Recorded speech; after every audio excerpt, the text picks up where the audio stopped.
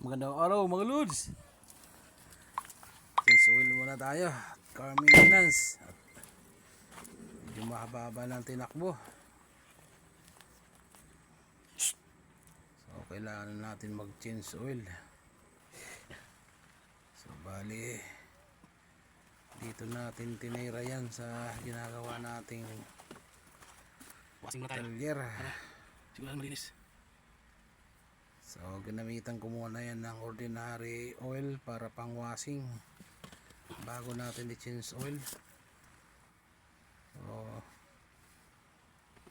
pakalagay ko ng 2 litrong ordinary oil na yan, pinaandar natin muna ng 5 minutes para talagang maalis yung lumang langis niya. So 180 pesos lang naman yan ng 1 litro ng Petron Rev X na kulay red. So yun ang pinag-plus out natin pag plusing. Stop pa natin. Mga 5 minutes.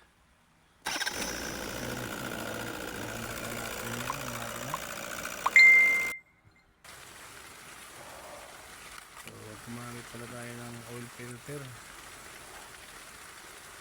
Toyota mismo ang tapak.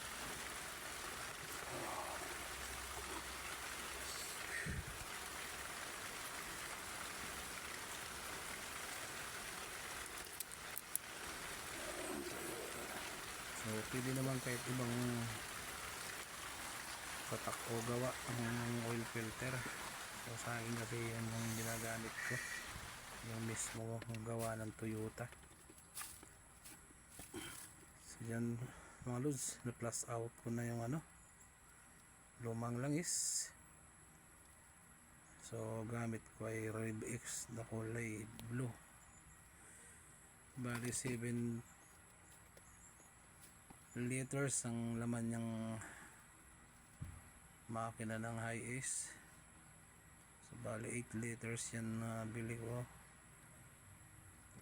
Tig 4 liters yung bawat isang galon. So magtitira lang tayo dyan ng 1 litro.